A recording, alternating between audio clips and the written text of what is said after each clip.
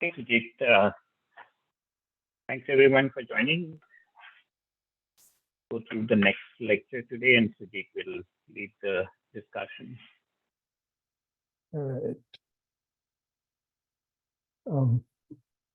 right. Good morning. So I'm going to share my screen.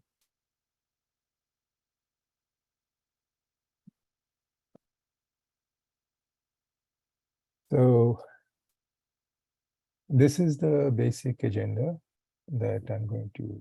So obviously the main thing we're going to cover today is the Meanshift, the Meanshift notebook, right? There is also, and this I actually don't remember if Srinivas already covered this. Jeremy Howard actually covers, showcases some of his students' work, right? So there is the case where it interpolates between prompts, and the tree going from, summer to autumn to winter and so forth. And there are some other things that his students have done that he, showcases. Srinivas, did we already cover this? Because if you did, then I will skip this, please. Yeah, I kind of went through John O. Whitaker's thing. I didn't go through specifically these items, but okay. If you use, John O. Whitaker's notebook, you can play with a lot of this. So I think I would say we've covered most of it. It's somewhat just different applications of what could be done with his notebook. Okay. In that case, I'll cover it. We can probably skip. Yeah, exactly. Move it to the end, and then.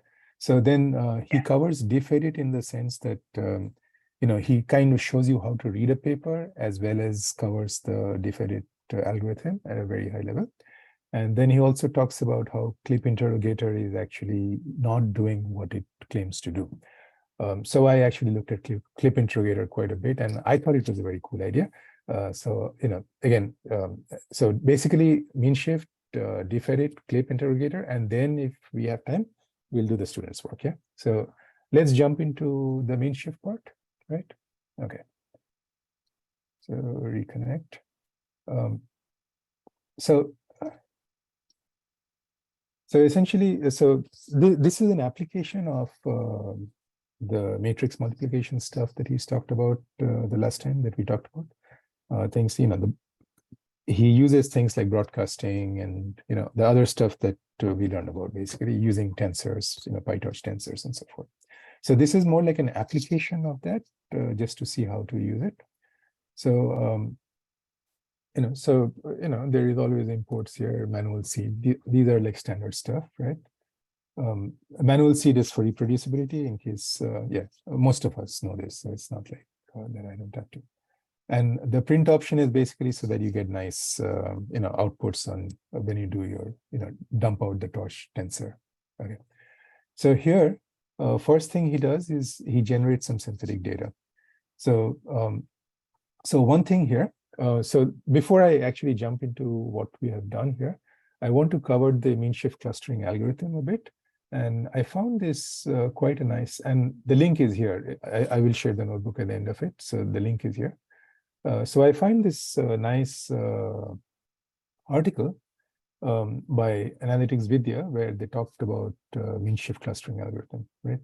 So, and essentially, the idea here is that assume that you have like a bunch of random points like this in a two-dimensional space, right?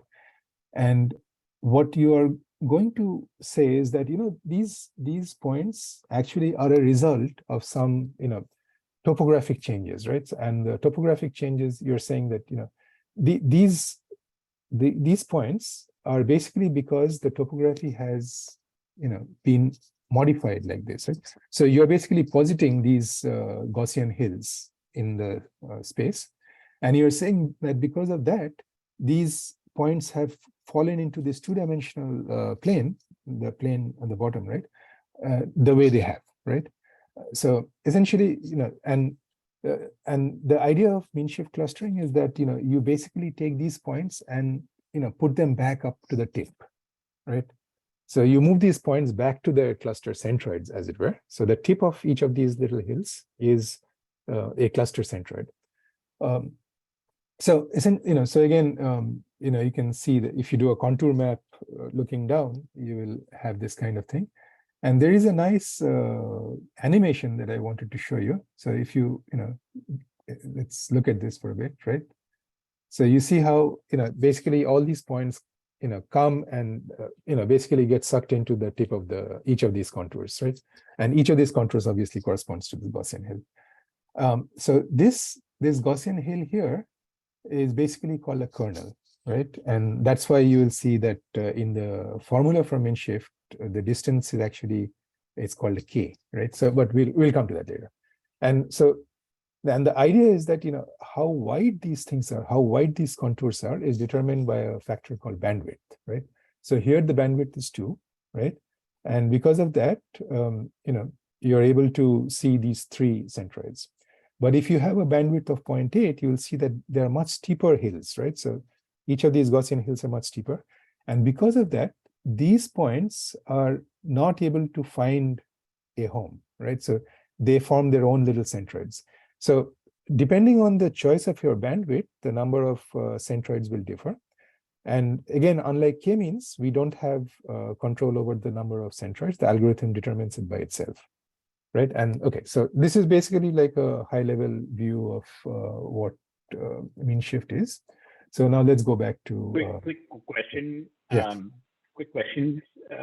Sure. Sujit, is so I mean, just comparing and contrasting, and maybe there's some articles with compare and contrast, but one of the things he said, and it makes sense from what you showed up to now, right, is the fact that you don't, in k-means, you kind of have to choose the k, right, which is n, but based on what you showed, it seems like here also you just shift the choice from k, which is the number of centroids, to bandwidth.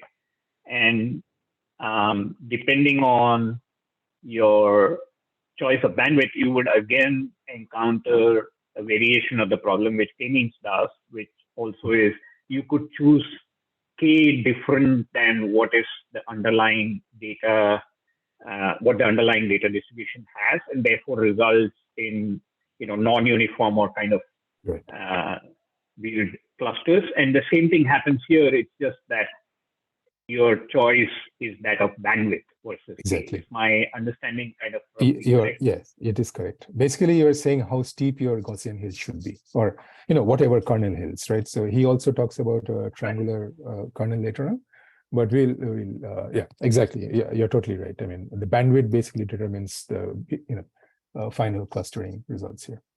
However, there are also heuristics for determining the bandwidth. But again, like it's really application dependent and so forth. One of the nice things about this, before I forget, is that an application of mean shift clustering is actually image segmentation, right? So essentially, if you start with an image like this, right, right, this is an image, and so they basically ran k-means and got these segments, right? Basically, each cluster becomes its own segment. So just a little aside, I noticed this, so it was quite cool. Yeah, that it really has. Did they compare it to this is k-means, or is this? No, this is mean shift. This is mean shift. Okay. And did they compare it to k-means? No. Stuff, or but in k-means the problem would be that you would need probably to guess how many. Yeah, exactly. Yeah. Okay. Yeah, and this is like a general class. The mean shift is basically a general class of density-based algorithms. And if you remember, for those of you who have watched the lecture, Jeremy also made a very passing mention of dbScan, right? dbScan is also a density-based, right? So there is some commonality there. Okay. So in any case, so that is like, so here we want to create some synthetic data with 6 clusters. So this is kind of an artificial example where we basically create data with 6 clusters, and then we, rediscovered the cluster centroids from there, right? And so it's like a unit test. You know the answer, so you basically run it and say, oh, I got my answer, so it must be correct, right? So so you're choosing 6 clusters, and for each cluster, you're saying that I want 250 samples around each of those centroids, right?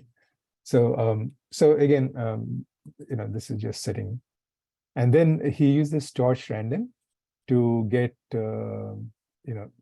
the number of clusters. So 6 clusters, and he wants them to be of size 2. So in XY, right? So like size 2. So like these, right? 20, this thing here. So pairs, like X and Y pairs. And then he kind of scales them, and basically he says, okay, I want the numbers. So torchRand will return you numbers from 0 to 1, right?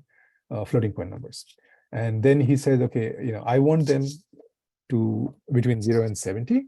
And then I want to shift the scale from -35 to 35, right? So basically he does this scaling thing. So now you've got these centroids, and now based on the centroids, you basically create those 250 points you're talking about, right? So per centroid. So then you declare a multivariate normal distribution that is centered on M, which is the centroid.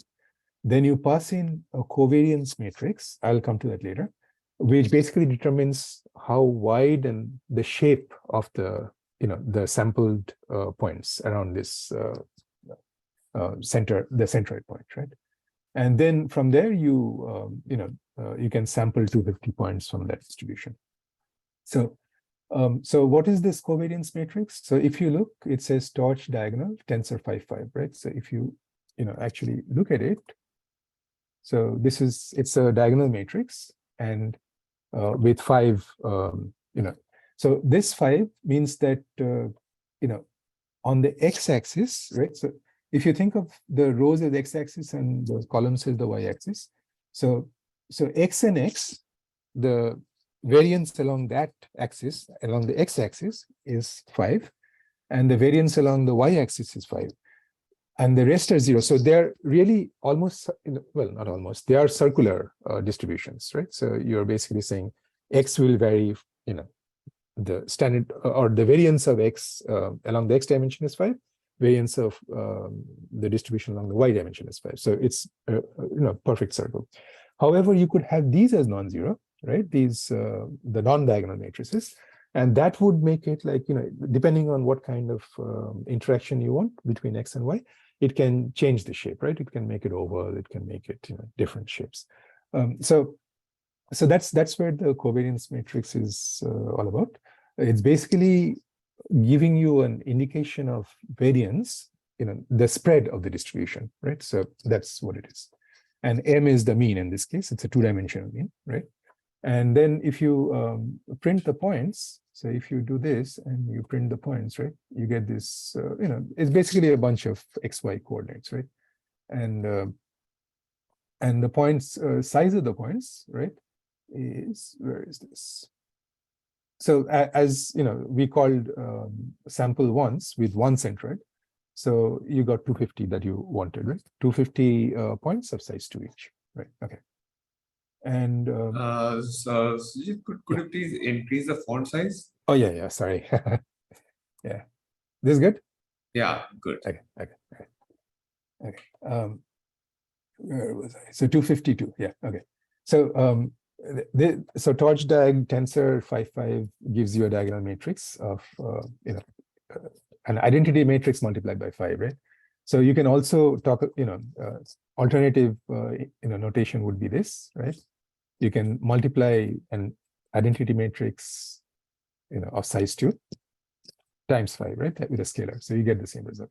This is just like, I saw this notation elsewhere, so I thought that, this is more compact than the one that Jeremy uses. But in any case, we will stick to what he's got. Okay. So so again, so he's now running sample on each of these 6 centroids that we got, right? And running sample in a loop here, in a comprehension. So this gives you a list of 5 tensors of size 252, and then you do a torch cat and along dim 0, so along the first dimension. So basically, this will flatten it all. So essentially, if you do this sample, it gives you a list of these 5. So now you can cat them all and create this long matrix. which predictably is of size 1500 rows and of 2 columns each, right? Okay. So now you can plot these data, and did we run this? Maybe we didn't. Okay. Centroids is not defined. I must have skipped centroids then. Yes. All right. So and then we plot the data, and again, not this is predictably, not surprisingly, you get these distributions, and you got 1, 2, 3, 4, 5, 6, and you got a it doesn't appear circular in this thing. That's because the dimensions are not exactly rendering perfectly, but it's basically a circular distribution around these. And that's what you want, right? With a Gaussian kernel, you want an exact peak here. You don't want, okay. So, so then he, does some, talking, right? He says most people who have come across clustering algorithms have learned k-means. That's our first clustering algorithm. So is a newer and less well-known approach. Important advantages. One is that it does not require the number of clusters in advance. But it just requires a bandwidth. Like Srinivas pointed out, that this bandwidth will actually determine the kind of clusters you get, right? However, which can be chosen automatically. And I will cover a heuristic that I found later on. So it says, unlike the popular, and this came from Geeks for Geeks. I basically kind of double checked that because, so when I look at the example, they start with 6 centroids and we finish with 6 centroids, and it seems like we are trying to give it 6 centroids, right? But it actually is not. If you look at the code, the centroids doesn't figure except for the initial and in the plots, right? So, but essentially what it does is, determine with the algorithm. So, depending on the data distribution, it will figure out the number of clusters, based on the way the algorithm works. And we will cover that later on. Okay, it can handle clusters of any shape, where k-means without using requires clusters to be roughly ball-shaped. Well, in our case, we could have created different kinds of clusters as well, but it would, be superimposed on a Gaussian cluster, which is, well, actually, maybe not. You could have like, Gaussian clusters which are elongated as well, I guess. Okay. Okay. So, and here is the weighting algorithm. I will come to this later. Again, so the algorithm is like this. For each data point, you basically compute the distance from each data point to all other data points, and then you weight that distance by this Gaussian kernel or whatever kernel you're using. So here we are using a Gaussian kernel, and so the idea is that things that are further away are penalized. So it prefers things that are close, so it kind of pushes them together, and then the value of x is updated by the weighted average, so by this m, right? So the net effect is that the weights keep changing and they keep moving closer to the centroids, and ultimately at some point they all converge in the centroids and there is no more movement, and it stops. Here they're just running it 5 times, and that is looks like that is enough. There is no check to see if it's really close or not, right? But that's a simplification. That's, we are just doing this. Okay.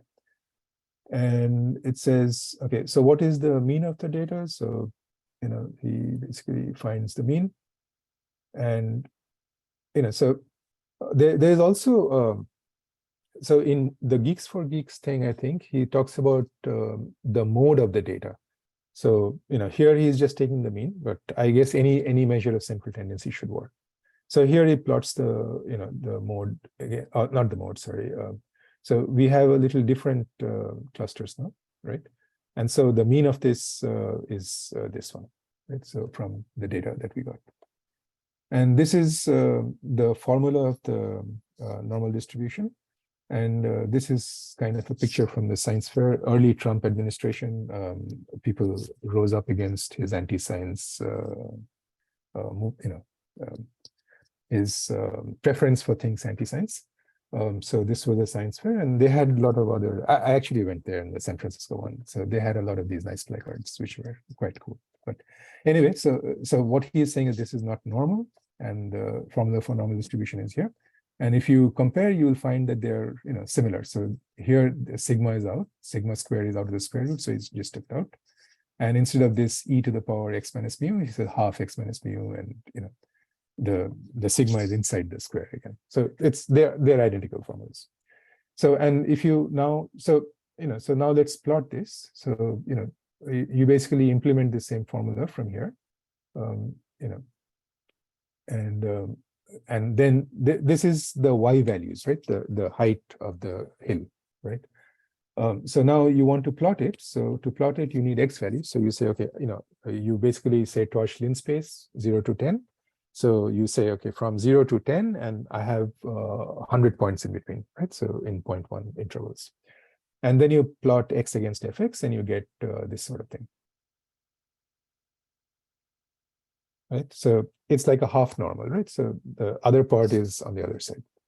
So from 0 to infinity, this is the plot that you get. So here, if you notice that he basically passed in, in the plot func takes the full function. The full function is the Gaussian, which takes the, the distance, right? And this bandwidth. Whereas, here, he's just passing in the distance, right? The x values.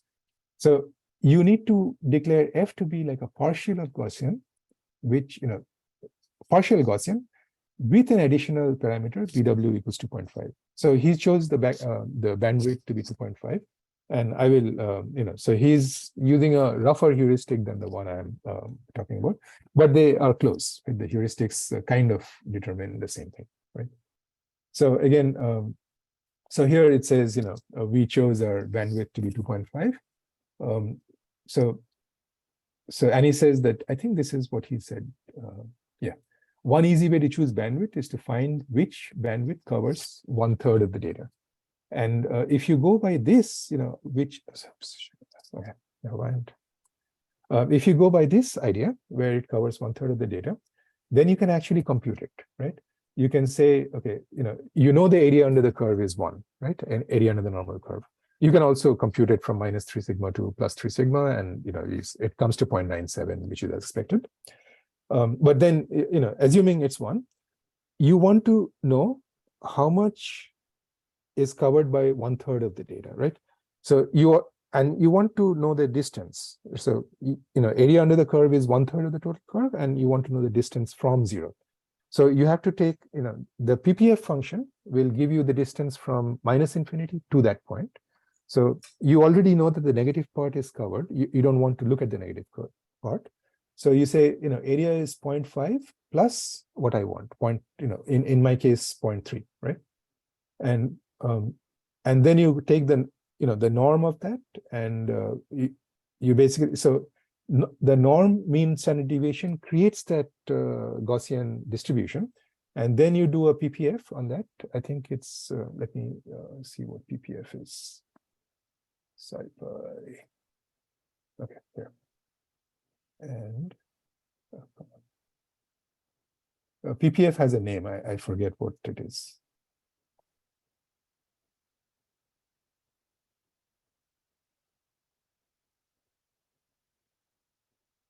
It's percent point function. It's the inverse of CDF, right? So CDF gives you, if you tell him, here is the point, give me the area. So the cumulative distribution function will give you the area under that piece from -infinity to that point.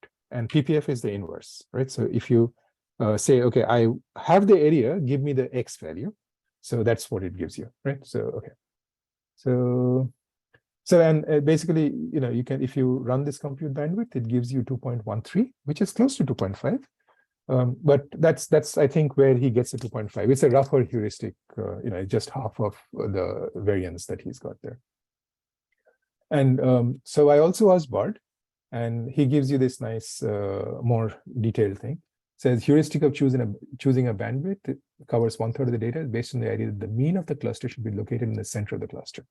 If the bandwidth is too small, then the mean of the cluster may not be representative of the entire cluster, which we saw in the 0.8 versus 2 in the visualization in the analytics Vidya blog. And if the bandwidth is too large, the mean of the cluster may be affected by noise or outliers. So, if it's too large, then it can pick up stuff which is technically not part of the. So there is some, your own intuition involved where it says like, I must choose the right bandwidth. But again, it says choosing a bandwidth that covers 1/3, okay, located in the center of the cluster, also allow for some variation in the data.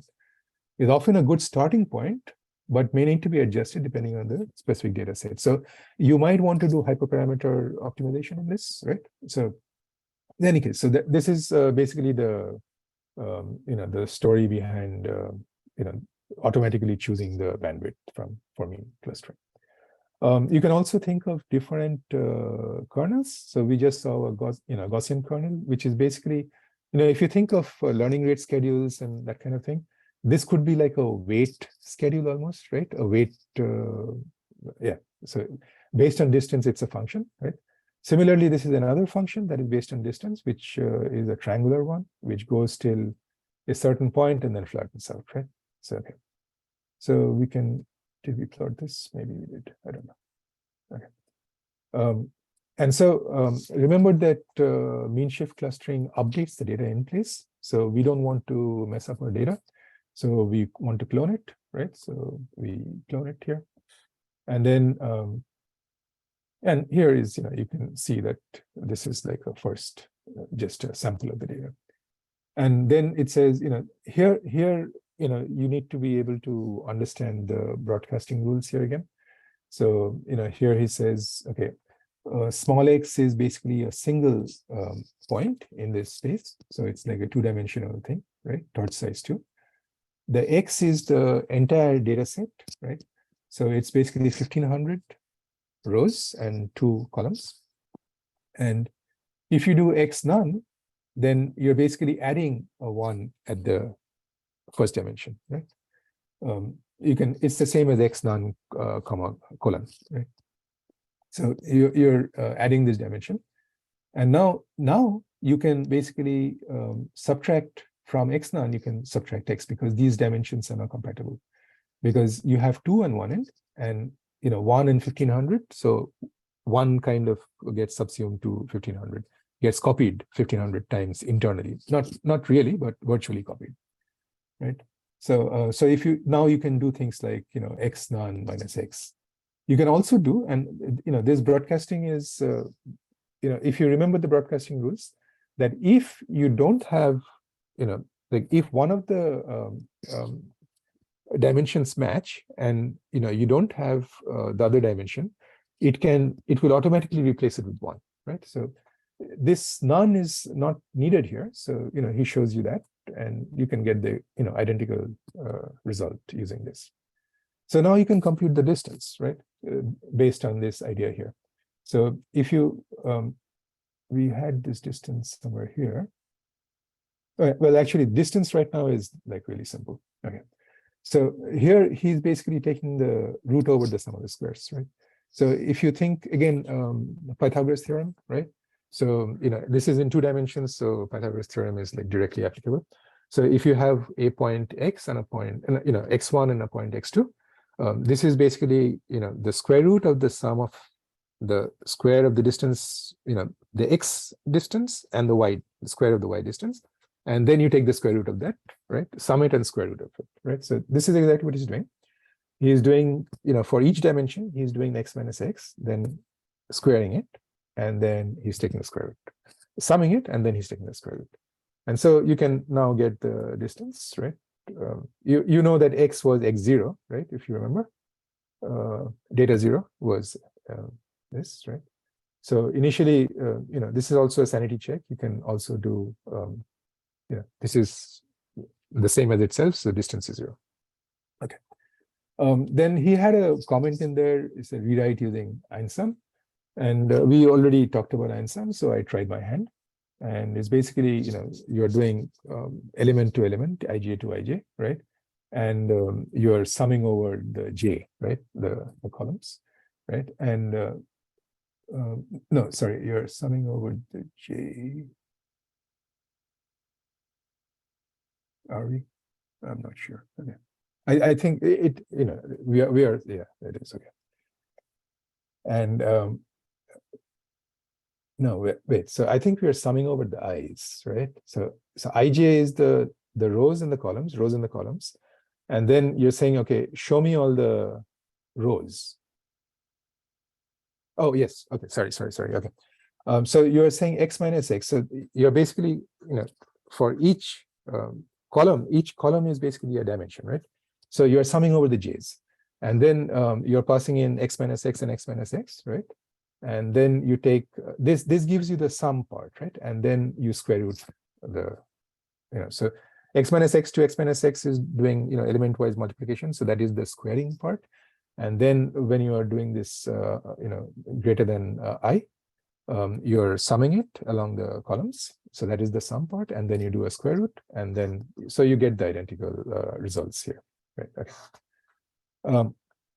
And then you already know what the Gaussian is, right? We already did the Gaussian. So if you, do a Gaussian with a bandwidth of 2.5, here is a tensor of weights that you can get, right? And if you look at the shape of the weights, so now you can see we have, for each distance calculation, you have a weight which is 1500 long, 1500 weights, and the x of course is 1502, right? So now you want to multiply, right? And this is so you want to now multiply the weight, which is of size 1500, and the x, which is of size 1502, right? So you can, I think you can also do weight. Let me quickly do it. I think it should do it by its. No. Okay. Maybe it won't. I think it won't, because it's not on the left, right? Okay. So let's try. So maybe weight star x, right? Did we already do this? Yeah. Okay. No. So that's because we want to add a dimension here, right? So because you have 1502, and this is, even though it matches, it doesn't match on the right hand side, right? So you basically have to then add this additional dimension here, which gives you that additional 1, and then you can, if you multiply, it will actually multiply it element wise. So again, the weight update formula, just for if you think back, this is the formula, and as you can see, it says the distance, right, multiplied by the x itself. So this is the weight, right? The distance, the k of the distance is the weight that we are, the weight that we computed here. And k here is for kernel, and you are using a Gaussian kernel at the moment, but we can use other kernels. So as you can see here. Okay. So so here we are trying to create this one update, which is basically modeled on this formula, right?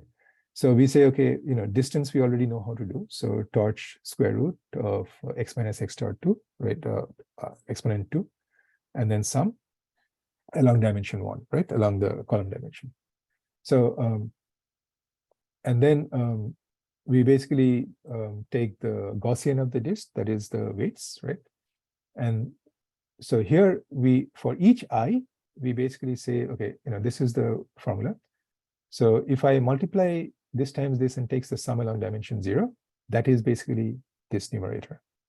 And the sum of the weights is the denominator, right? So that gives you xi, and you do this for all i's in x, right? All the rows in x. So one update, now you have updated all values of x to be closer to their respective clusters. So, okay. And then if you do mean shift, you're basically starting with x, cloning the data. And then for 5 iterations, you basically do one update, right? This is like a single iteration. And then at the end of it, you return x, right? So here he is hard coding it to 5, but maybe, in a real world scenario, we might have like x minus, you hold a previous x, and then you kind of try to see how close it is and how far it is from the convergence.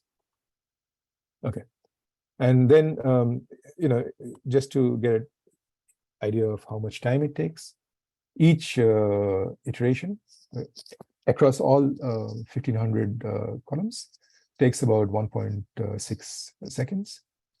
You can also do it on CUDA. It doesn't actually seem to help. I've tried doing that. This is running on GPU, actually, I think.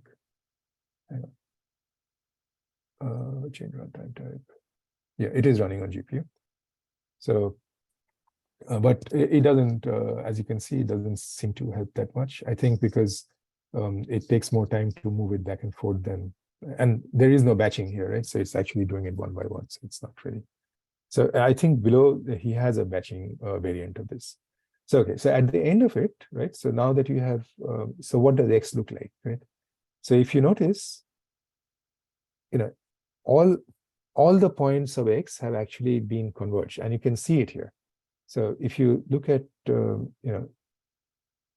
suddenly, so it used to be that there were points around each of these things, right?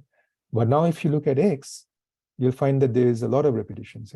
So -8.8, -8.8, -8.8, 0.601, right? So, all these have basically converged to these like peaks of these Gaussian kernels. You can also, changing the kernel is actually not that big a deal. You can, if you change it, and you run it, and it gives you, also, it's not as good. So as you can see here, you can see some of these outlier points sitting here, right? It didn't do as well, but so my point is that you can switch out kernels. The Gaussian kernel is seems to have the best response, right? Results. Okay. And then he does an animation. Well, it doesn't really. It's not that nice, or because it doesn't do much, right? It's just 5 iterations, so you won't see much here. So it creates this movie. And then you can see it actually going through, and the number of the number of points kind of squeezing closer and closer, and then getting all the way in.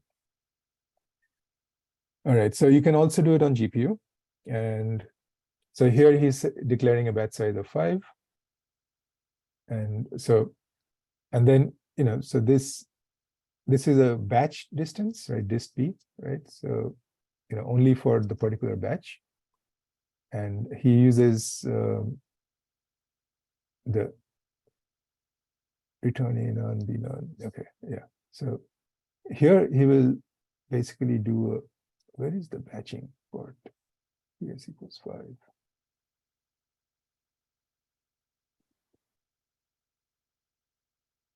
X.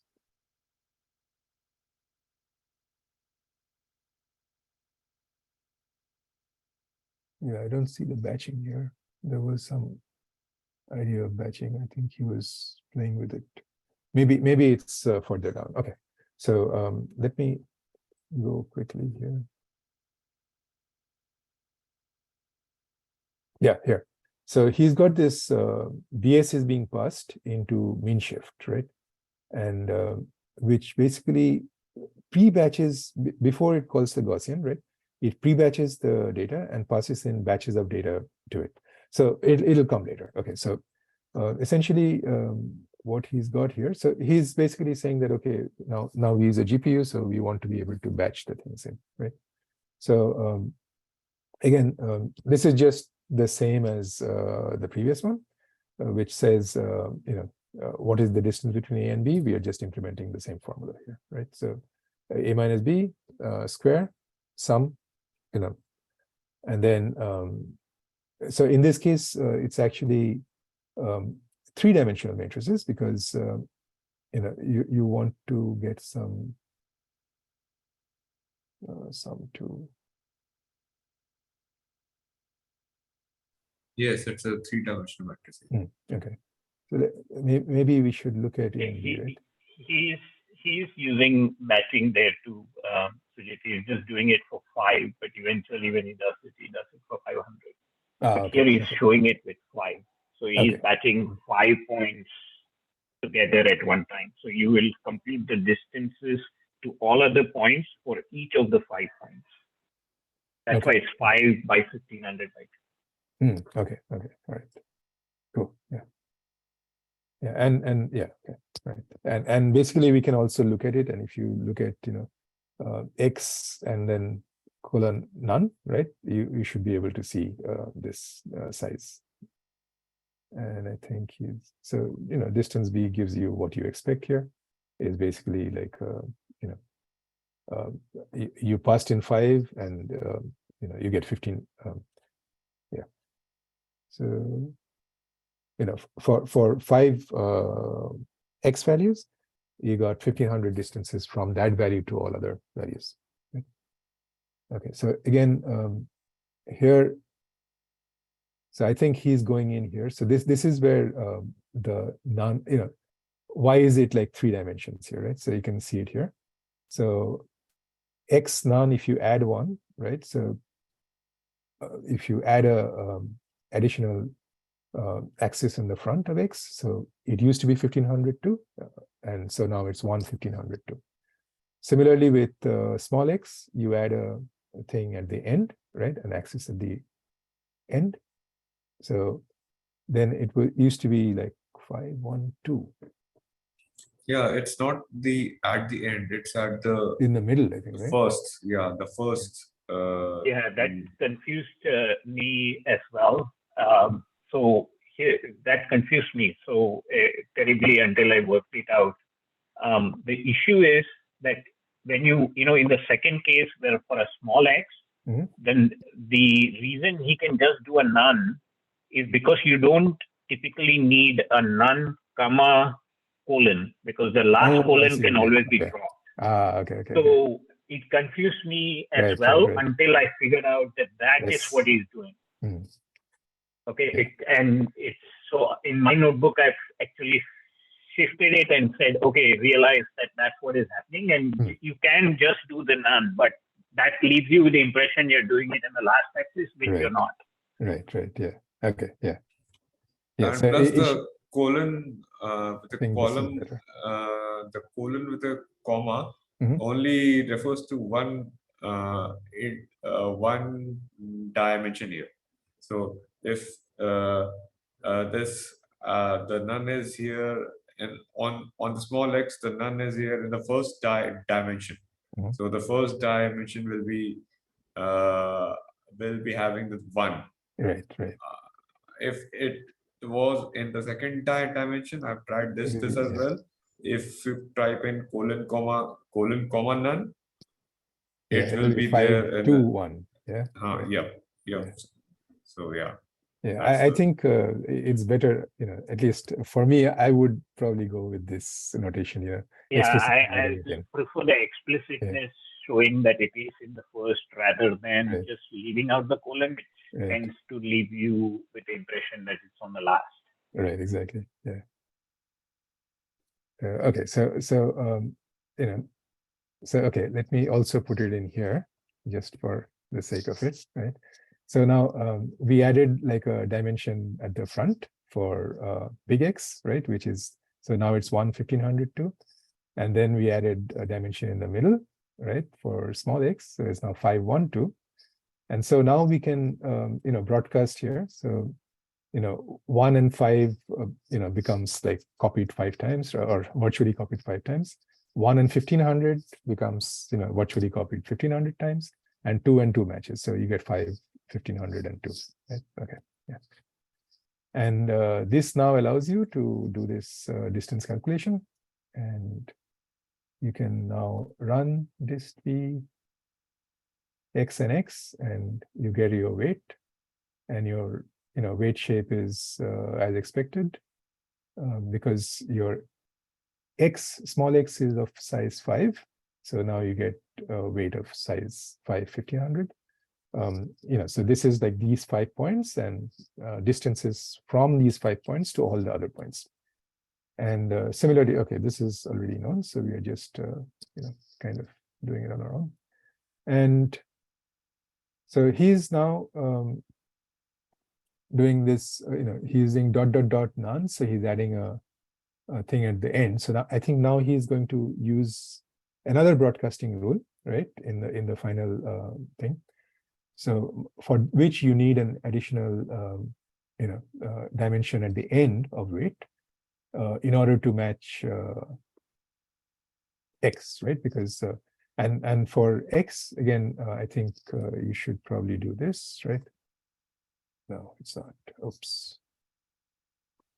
Yeah. So now, again, we do the same thing. So if you line up the dimensions again, so 1500 matches, 5 and 1 gets, are compatible, 1 and 2 are compatible. And hence you can do some, operations between these two once they are reshaped in this manner. So again, what is this num weight star X? So now, okay, so now that you have reshaped it in the way in which we saw here, now if you multiply them together and then sum them along the first dimension, so if you multiply them, you will get 5, 1500, 2, and then you sum them along the first dimension. So 1500 will go away, and so you get a sum by 5, 2, right? So that's what you get here. And here this just tells you what the norm is, right? So this is just the multiplication of the weights. This is, the how much you have to shift, and you can do the same thing using ion sum, right? So now that you have this, you can actually use matrix multiplication, which includes the sum, right? So you don't have to do element wise. You basically can do, matrix multiplication, which will basically do the, and basically it includes the sum. So you get your tensor, and this is just the denominator. So he says, okay, he's basically building up these things for mean shift here, right? So, the denominator is the sum of the weights according to our formula that we saw here. Where is this formula? Here.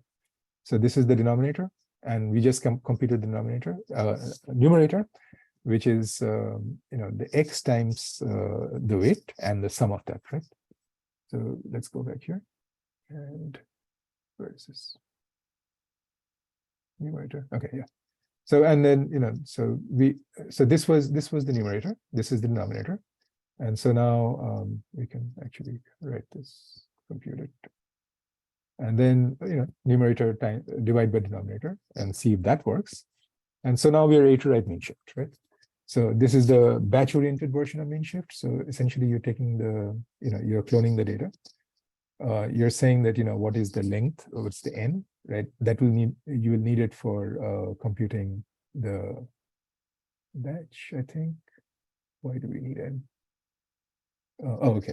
So you're basically stepping through, from 0 to n in steps of batch size, right? And then you're taking the slice. We already saw what slice meant earlier, right? In the previous matrix multiplication, the notebook. And then he's computing the weight, he's computing the distance between x and xs. Xs is your the slice, right, that we just computed. So x of s is the batch of for this slice. So you're computing the distance between all points and the points in this batch with a bandwidth of 2.5, and you're computing all the weights. Then you're multiplying the weights with the entirety of x, right, and dividing by the sum of the weights, right? And you need to recalculate sum because the weights are changing here, so the sum will also change. And so you get the x of the slice instead of x of I that we had before, right?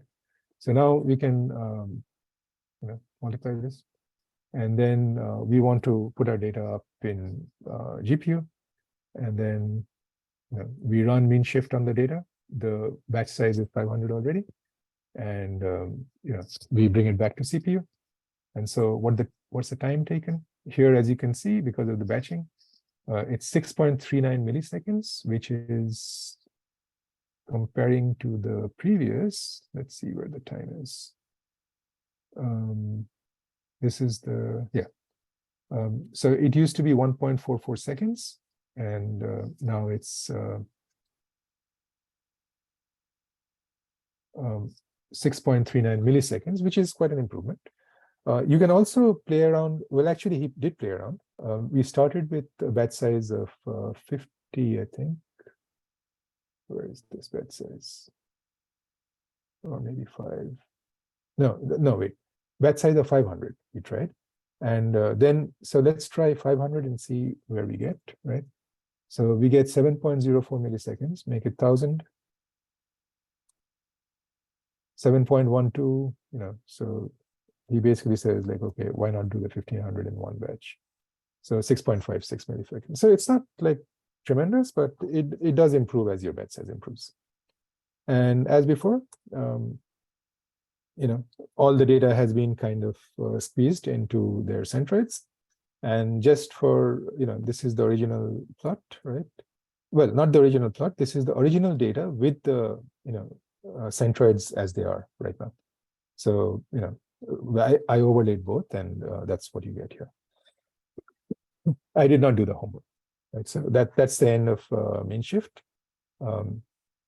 Questions? Should I move on, or is this like?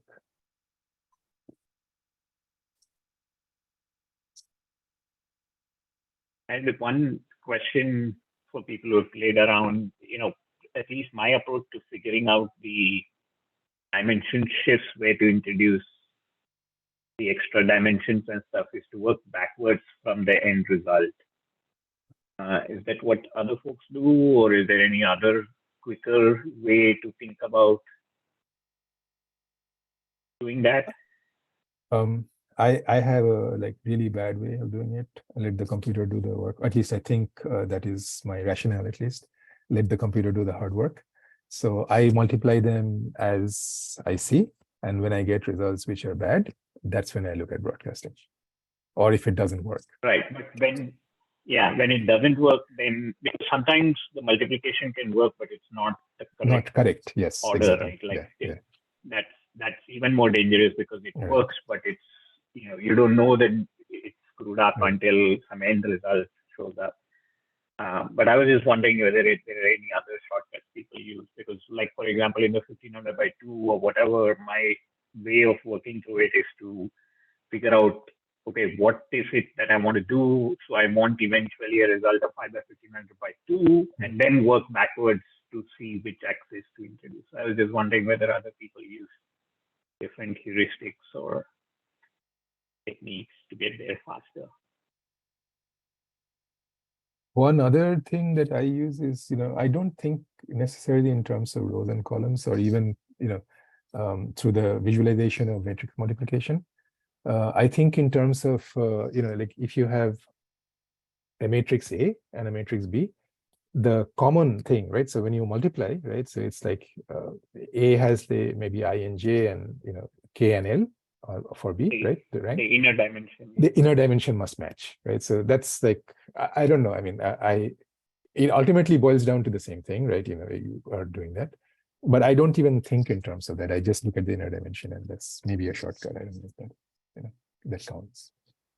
Yeah, the shapes. Yeah, with respect to the shape, I also use the inner dimensions. That's a clever way and an easy way to make sure that your matrices are well conformant to the multiplications and the other operations. Right. So yeah. And also it right. uses, No, it works for matrices, but my concern is, that thing becomes typically when you go to tensors of more than 2, then you have to worry about which one is the axis and stuff like that. Right. So that's where it, because it's not just the inner, it's multitude of dimensions. Right. Oh, also the other thing, so you can also look at the result, and this is also something I use, but I didn't think of it. So you look at the result and you say, okay, this result, is the size correct? Is the size what is expected based on the actual application, right? So, for, let's say the weights, right? It says like, it's N and then 1500, right? Why N 1500? N is the number of rows, and 1500 is the distances that, so I would think in that terms, not, I say, what is this? Again, a way of working from the end result back, right? Which is what I do. Like, okay, what should the end result look like, and then work back to get how do I get there. Right.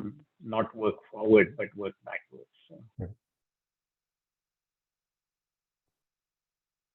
Okay, thanks. Okay, cool. So in that case, I will move to the next item. This I will skip for the moment. Let's do diff edit, right? So so essentially for diff edit, I think this is diff edit, I think, yeah, okay. So he's got he's quite verbose actually here. It starts at around 14 minutes, almost 15 minutes into the video. And then he goes into a lot of detail about, what his preferences are, how to read a paper. He has a reference manager called Zotero, which I've actually never used. But he's he likes it very much, so it comes, he talks about it. It allows you to store your papers, it annotate your papers, right? Maybe I should actually go work and look at Zotero. I used to use Mendeley. Yeah, actually, I used to use Zotero quite. Unfortunately, Mehul, who was online, dropped off. I don't see him now, but he, I think, uses one of these as well. I used to. Unfortunately, I fell out of using it, and it is quite handy, as he points out, because you can do a lot of things with it. I don't use it anymore, but it's kind of, I think, my detriment. I need to get that. I use Just Mendeley provide now. that. Yeah. But only problem with Mendeley is it becomes so aggressive that so once you start filling it in, I used to use Mendeley, then I stopped. So once you start putting in your preferences, it gets like really aggressive with recommendations, and then it's a huge time sink because the recommendations are good, so you want to read those papers, but you don't have time for that, right? So it is something to do with self-discipline as well. I mean, but that kind of worked against me, so I just stopped using it. Now I kind of use a combination. I have Google Keep, which I just store reference to the papers to, with annotations, saying this paper is good for this, or I classify it into different things, and it's very loose. It's not just papers; it's other stuff too. So, in any case, so he goes into a lot of detail about how to read a paper. So he says, he basically says that try to find out what the paper is doing, right?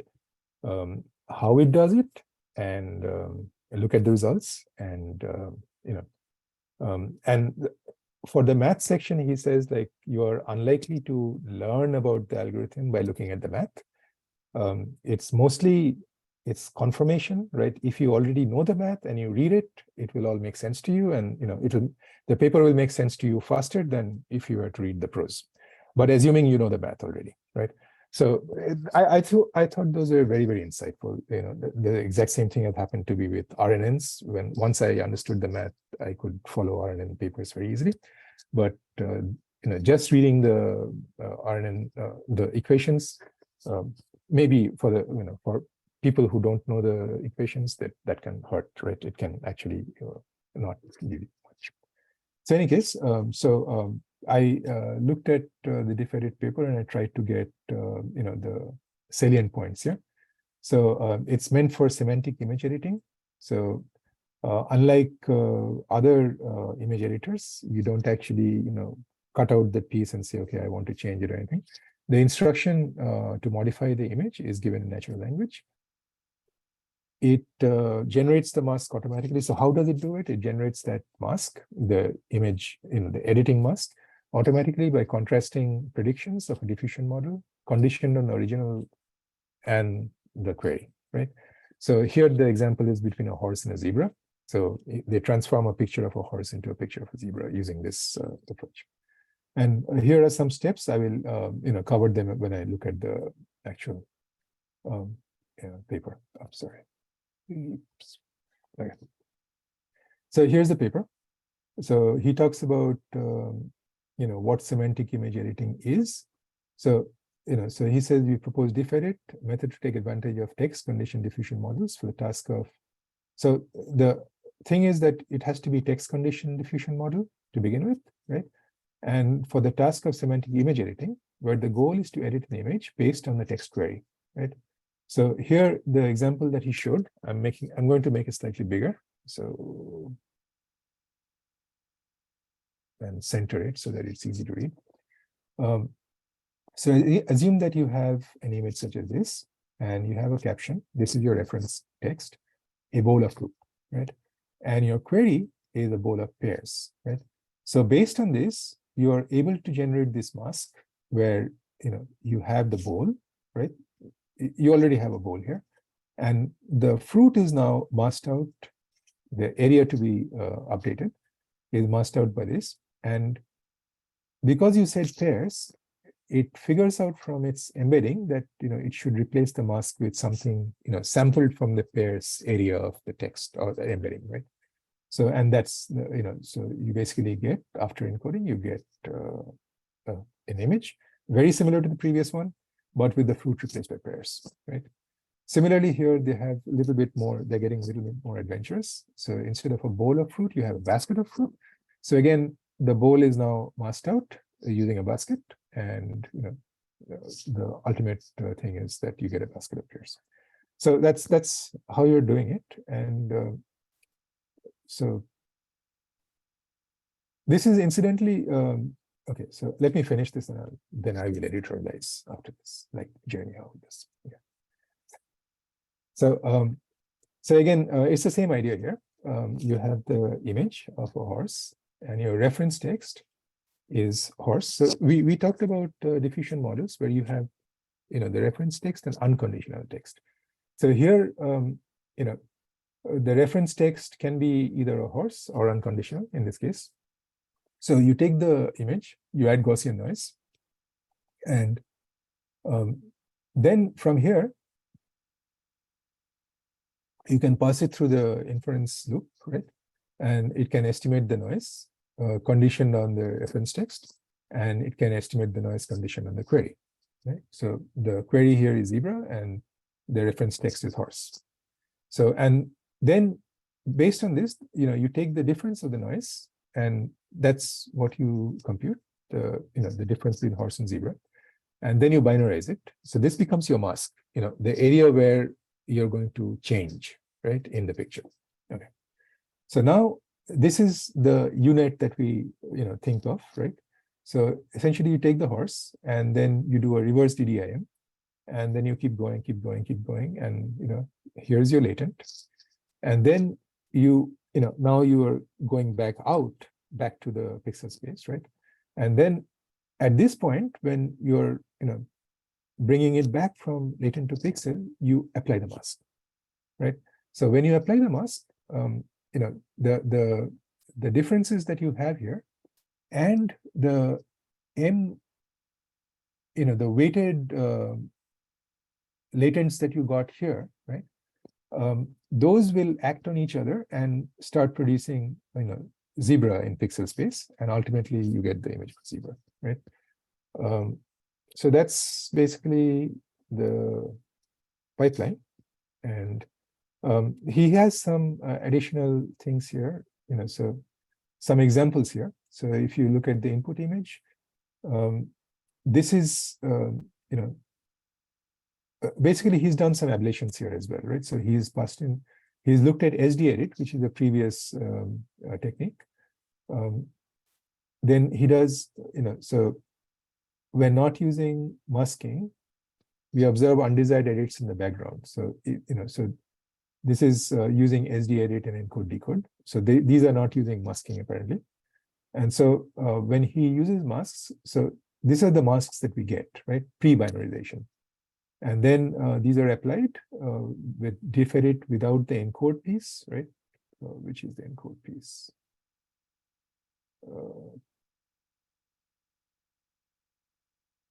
I don't remember what is the encode piece. But so diff-edit without encode, and then diff-edit with encode, you'd get better results. Let me quickly go up and see what the encode piece is. I think what he's talking about here is, this step. So if you don't use the encode, what encode the input image to estimate the latents corresponding to the input image. Oh, okay. So if you don't estimate the, if you don't do this step, right, and you jump directly to maybe, taking the latent from here.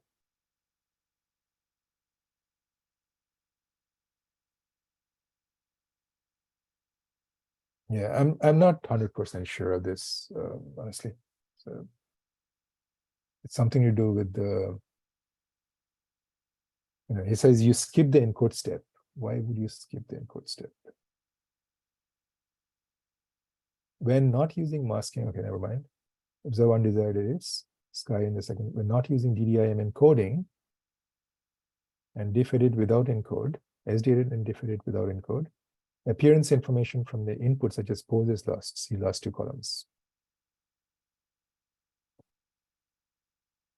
So you don't have the. So I think he's using the mask directly. So as it's appeared, he's using the mask on the input image and basically trying to, replace it with the, using just the text and, replacing the mask piece with the text. So if you don't encode that, then you lose some information there. Editorializing. So I've recently been going through BMI 702. It's a biomedical informatics course. And they have a technique called what, why, how, right? So and that's the advice they give to read a paper. So basically, what is this paper about? How do they do it? And why do they do it? So I guess it's more important in biomedical, the reason for why they want to do something. Some kind of business or academic reason that, so I find that, structure also quite helpful in understanding a paper. But of course, here you also have results and code and so forth. So, so just. Right. Actually,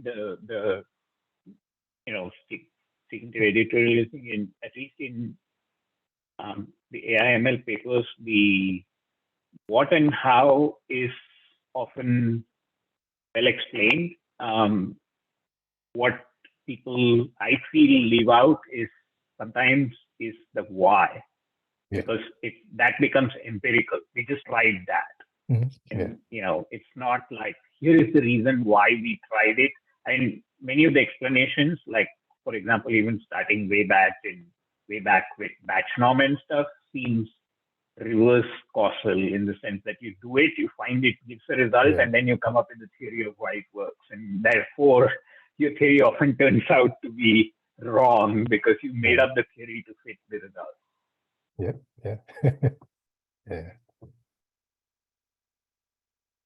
Okay. So so next is the clip interrogator. So again, did I not put?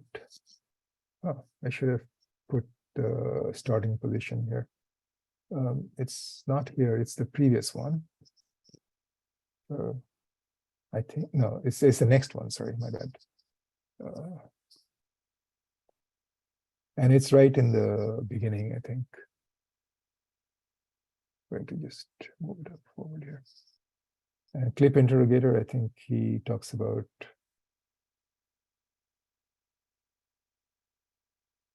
Yeah. So it's about around three. Okay.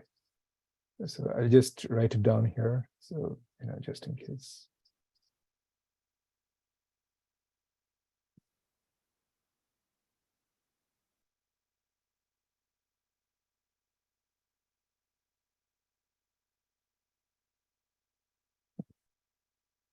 So that's where he's got this clip interrogator. And he basically makes the point that, so, okay, what is clip interrogator? Basically, the idea is that you enter an image and it gives you a prompt, a text prompt from the image. And they are claiming that this is the prompt that can be used to generate this image, right? That's not 100% true. I actually didn't see the claim anywhere, but I'm going to. So if they did make the claim, then it's not 100% true. Mainly because when you're taking clip, right? So clip is basically jointly learning a caption and image, a joint embedding of text and images, where text associated with the image is closer together than text not associated with that particular image. So text image caption pairs, for instance. So essentially, you're compressing it to a smaller space, and then when you want to decode, it's not a one-to-one decode. You're basically sampling from this smaller compressed space, right? So you can maybe get something close, but not identical, right? It is not like a inverse function. And he makes the point that diffusion models are also not inverse functions. However, they are the best inverse functions we have at the moment to generate, given a text and given a trained clip model, and using noise to start off with, they are the best models we have to generate functions which are approximately what the prompt wants, right? And so I got a little bit, and of course he also points to that. He goes in a lot of depth, and he goes into their Hugging Face spaces, and then he goes into their files and tries to figure out how they did it and so forth. Turns out that they are using a trick, right? So I thought that was a pretty cool trick also. So they have these various sentinels, hard-coded, right? A bunch of things like, like authors, artists, styles, objects, right? Images of things, right? Cats, dogs, buses, trains, whatever. So they have these hard-coded lists.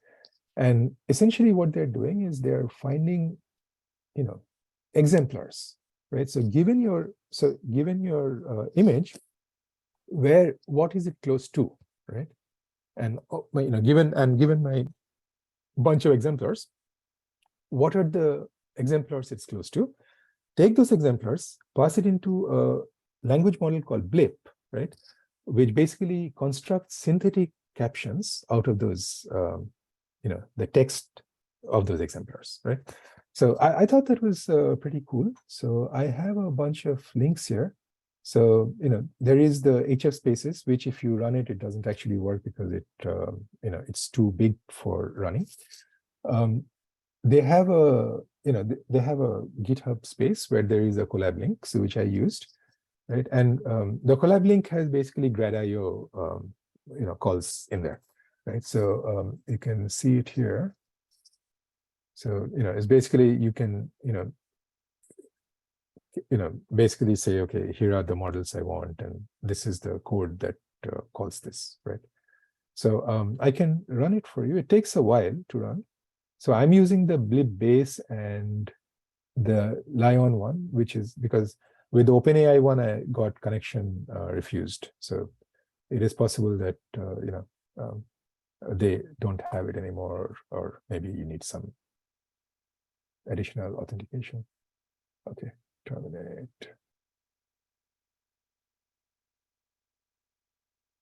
While you run it, one quick comment or thought. I don't know whether Mayank or you really played with it, but interestingly, Kaggle had a competition about a month or two back that they launched.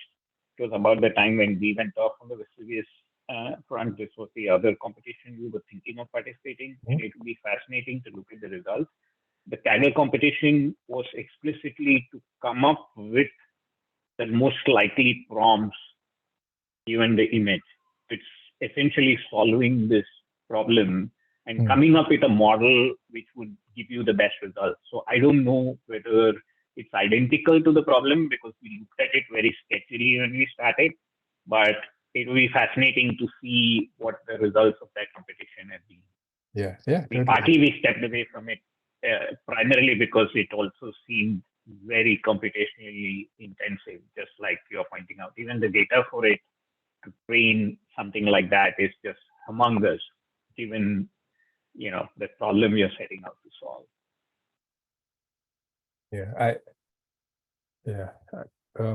I know the Blip model is from Salesforce, and there is a blog post here also. Let me actually run this and let's start this off, and then actually let me run the whole thing. Runtime, run all.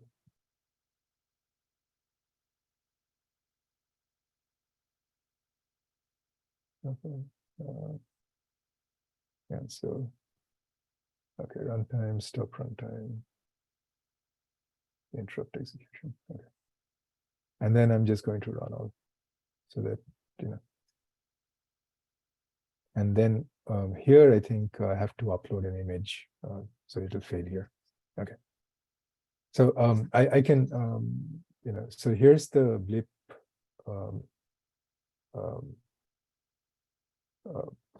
paper, right?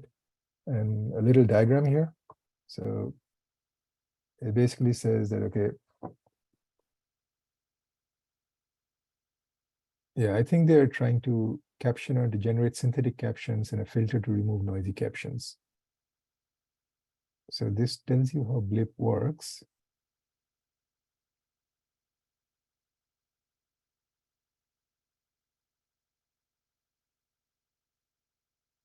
And then there is a high level thing here where, oops, where is this? Yeah, this is the one, I think. Yeah. So this is their blog post from Salesforce. This, blip is from Salesforce. So unified vision language understanding and generation, which achieves state-of-the-art results on a wide range of vision language tasks. Okay.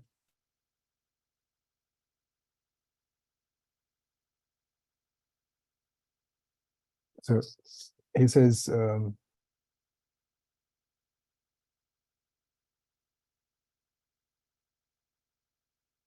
is it basically a model which helps you auto-generate captions to images? yes, yeah, synthetic captions.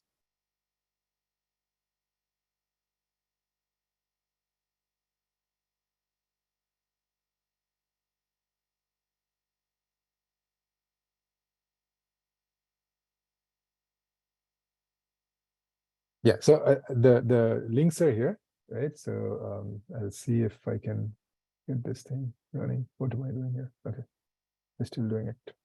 Yeah, still loading the model.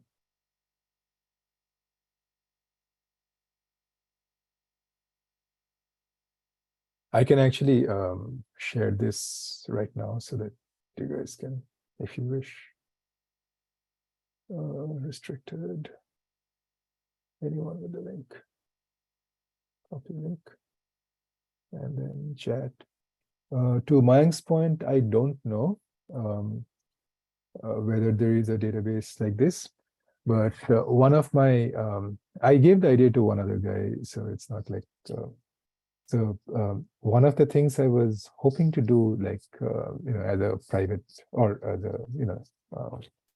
a project, side project, was basically generate, use an LLM to read a paper, and the LLM in foundation model types, right? To generate a paper and read a paper and generate the what, why, how, have specific prompts. I don't know if that'll work, but at least. Yeah, no, that would be fascinating, interesting project. But on that note, though, if you look at, a general comment, and then I'd get to the specific. The general comment is, I think, I would encourage everybody to kind of, not just go through of course, it adds to the work you have to do, but I think it is worthwhile, is to go through the lesson notes that he posts related to the lesson, because there's just a ton of fascinating material, and it helps because, for example, in this particular instance, there were many people trying to implement DefEdit themselves. And if you're doing it yourself and starting from the basic, it's kind of useful to go through the notes step by step so you can see what struggles others have gone through in the process. But more relevant to this discussion, Sujit, is I saw it, I haven't tried it myself, but if you look at the notes for this lesson, there is a comment about either a website or I think again a tool called Explain Paper, which apparently does read the thing, and many people commented saying, wow, I can't believe that it actually does this. Cool. I haven't Okay. used it myself, but it'd be fascinating to Yeah, try I'll that check it first out. to Yeah, see how definitely. far Yeah. it goes down. It doesn't put it in the framework you said, but it's as an example of progress along the path that you were thinking of. It would be worthwhile to see what it does and doesn't do. Yeah. And you can also build, social things around it, So, what happens if, let's say, you understood some aspect of the paper which was not covered. So you add that in, right? And this could be cached, and this could be now surfaced to other people who are looking at it. So I got this idea. So I was watching. In fact, actually, kind of, it could be one of these things even in this generative whatever group that just got started. Be interesting as a side project, and with people commenting and also asking questions of, okay, this part I get, and here's the explanation, but this part I don't, and what's the can other people comment? So it's like a group edit, like a wiki of papers, if you will. Right. Oh, so anyway, so this finally got finished. So it gives you so it asks you for a prompt, and then it gives you so you upload your paper, a page. So I basically uploaded it from the stock image from here, from their spaces, right? So it gives you like a prompt, a painting of a cat with a green background. Again, it's repetitive, as you can see, because it's synthetic. It doesn't really do that well. Cat, digital painting, anthropomorphic cat, anthropomorphic female cat, painting of a cat. Yeah? And then it repeats quite a few times, illustration, cat detail, cat portrait. So, and you can also analyze it, if you drop image here. Again, I'm using the same image. And analyze. So it actually, gives you, along all these dimensions, what did it try, right? So along the medium dimension, it found these, good matches, right? Digital painting, detail painting, pastel. So it's like a multi-class classifier almost, right? Inspired by Carriel, vibrators. Again, another art along the artist dimension, movement dimension, trending dimension. So it gives you some analysis as well. And and on the flavor dimension. Yeah, okay, all right. So that's basically what I got out of the interrogator. I thought it was a pretty cool idea. I think it has a lot of usefulness. I don't know how. So I'm thinking of adapting it to the domain, the medical domain, clinical domain, not medical. So if I can generate captions of images, but my images are slightly specialized, but if I can generate captions, then I can implement cheap search without having to do real image, the vector-based or clip-based image search that I've been talking about. I can actually use Lucene and basically keyword search. So right now, that's what we are doing. We are basically annotating images manually with keywords. What if you could do it automatically, right? So, so that's why I got interested in this blip whole idea. So anyway, so that's a thing. We have 9:28, so it was actually, we have half an hour. Do you want to go through the student showcase, or do you want half an hour back?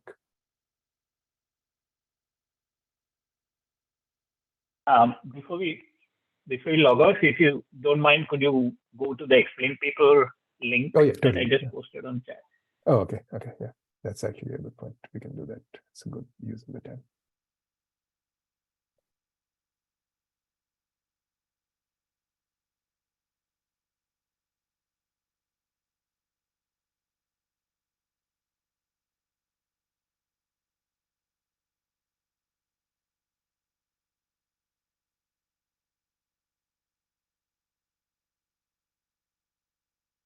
So we give some fascinating things where you can just ask it questions, I think, of sections of the paper, and you kind of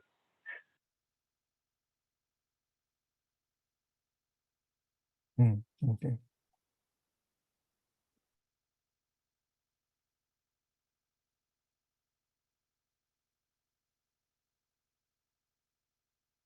And in the, like I said, in the comment section or the discussion sections, they use it on, not the examples shown here, but something more relevant to what we were looking at. And that seems to provide some very apt explanation. So I thought that was pretty interesting.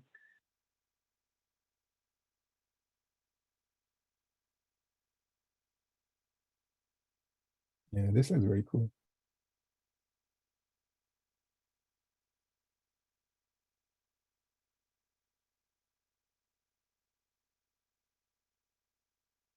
Oh, so you basically, okay, highlight the confusing text and it will go into more detail on this. Okay. Yeah, now the question is, when it goes into details, what kind of language models or does it use? What it does to generate that. Right. Which, one of the things I think it is doing, it's, it's picking up, interesting things, right? The APO and the SOS and so on. I'm guessing it is doing some sort of entity extraction and then, producing summaries of the, definitions of those entities. Could be, I don't know. But then it also talks about interactions. Yeah, it's like going too fast for yeah, and if you scroll down on the website, I think they have like multiple people commenting on what, okay. how they've. Oh, they do that? They tell you? Yeah, like if you look at, like terms that it explains, if you go up and look at that Bindu Reddy comment or stuff. Little down on the left. Yeah. Oh, Bindu Reddy. Okay. If you zoom in, it looks like she's highlighting specific text and asking it to explain that. That's sometimes useful because you kind of. Right. Yeah, let's make this bigger. Can people see it or not? Yeah, I can. Okay.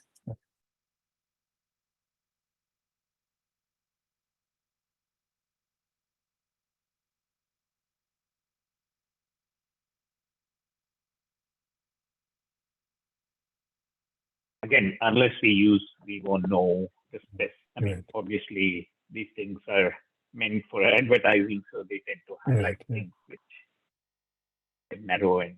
But I just thought it was interesting, and few people on the discussion board commented that they were fairly impressed with it, and obviously I take those kind of comments more at value than what is on the site. Right. That's why I had it on my list of things to do. Like you said, it can turn into a rabbit hole. Right. So Right. Yeah. I haven't done it yet, but Yeah, Jeremy Howard says that as well. He says, if you follow all the citations and 5,000 years later, you'll find you're still, you have finished, but it's 5,000 years. yeah. By the time 5 million new things have shown up. Yeah, that's true.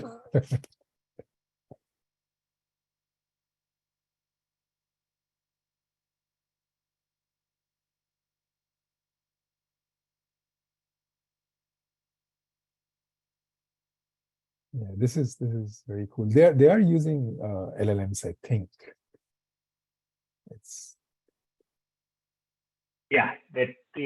What I don't know is whether it's going out on the web to find the explanations, or meaning is it, or is it just pre-trained, therefore it's just out what it knows already, or does it also? The other thing is, does it use, other than in a superficial way, the text of the paper?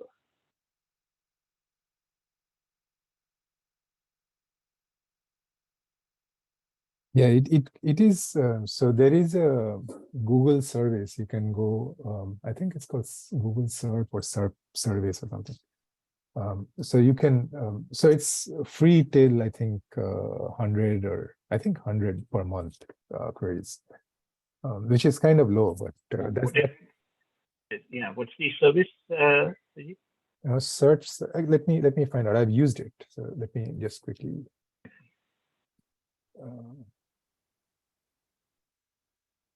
Okay, so let me quickly look at my terminal, and I'll find out. Actually, question, Yuri, I haven't. I'm very curious as to the answer to your question. So Yuri is asking on the chat whether anybody has used a PDF to LaTeX service for software.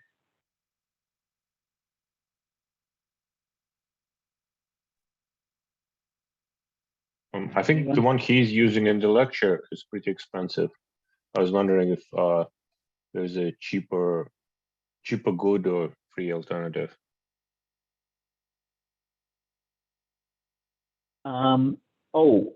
Isn't it possible though to, I thought in one of the lectures he shows you how you can download a different, you can just download a version of the PDF which includes the actual LaTeX code for the formula. Am I not remembering that correctly, or is that not the case?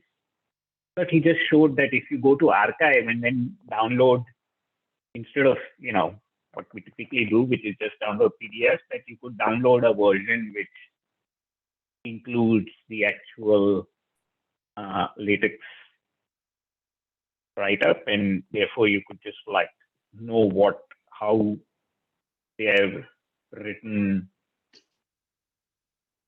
formula. Is that what you're looking for, Yuri, or is that something? Yeah, well, that works for all the newest papers through from archives, but I was looking. There's a specific kind of use case. Someone wants to rewrite or like compile his own papers or like put them in the book, but the papers were written a long time ago, so he needs he only has PDFs, like a true PDFs, like a scan.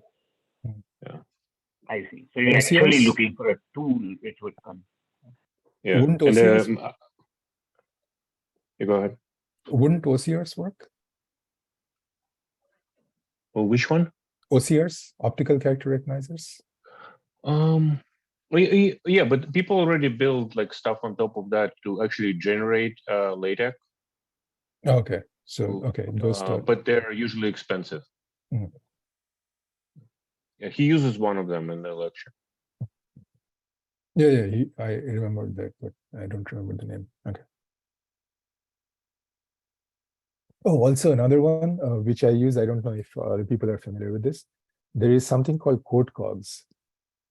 So I basically needed in my previous job, I needed to sometimes write these things, like formulas, right? In this one, not so much, but this is quite nice. It's you can write maybe like you can use this to write LaTeX that and it's a WYSIWYG, so you can see what you're doing, right? And then at the end of it, you can just copy paste the LaTeX from here and write it into your text file or whatever. Oh, cool. Yeah. I didn't know. Yeah. So I'll pop this into the chat again also. So in this case.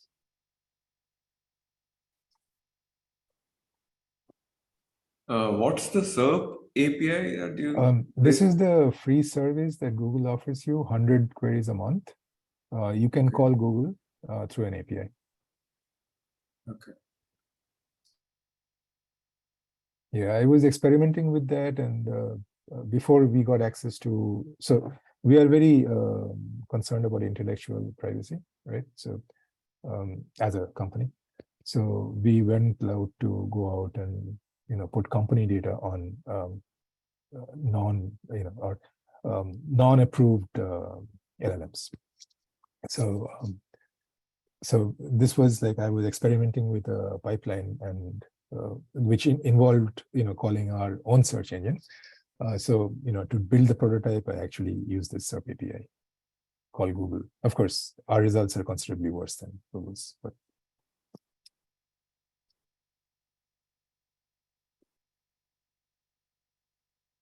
Cool. Okay, thanks, Sujit. cool. All right. Great. Yeah. And Srinivas, once you put the thing on, actually, maybe I can put it in the Slack. All these links that I have, I can put them Yeah, in. no, if you have it in the notebook, you can even post just a link to the notebook if that's okay. Okay. Yeah. For you to share. Yeah. You can just share it as part of the notebook, which are the links are embedded in the notebook, so you can. Right. Not all of share them, that. but most of them. Oh, I see. So Okay. so all the links are here in this document, right? Okay. You can, if it's Google Doc, then you can do the Right. I can sharing, just share it. Yeah. yeah, and post that link on the Slack. So Right. Okay. that'll, Yeah. or in the chat, and I post the chat output anyway. Yeah. I can. Oh yeah, it's in the chat already. I shared it right now. So Okay. if you, Okay. if you put that in, it'll Great. go. Yeah. Then, then I'll be uploading that anyway. Cool. Right. Okay, thanks everybody for joining. And as I mentioned before, feel free to volunteer. I signed up myself for the next couple 3, but that'll give you enough time to prepare for downstream lectures if you want to lead the sessions and so on. And thanks to Jit for doing the last 2. And we'll start with kind of elements of backprop, and which is kind of foundational to begin to work with various data forms and what we aim to get to, being able to work with models and do stable diffusion with our own code. Yep.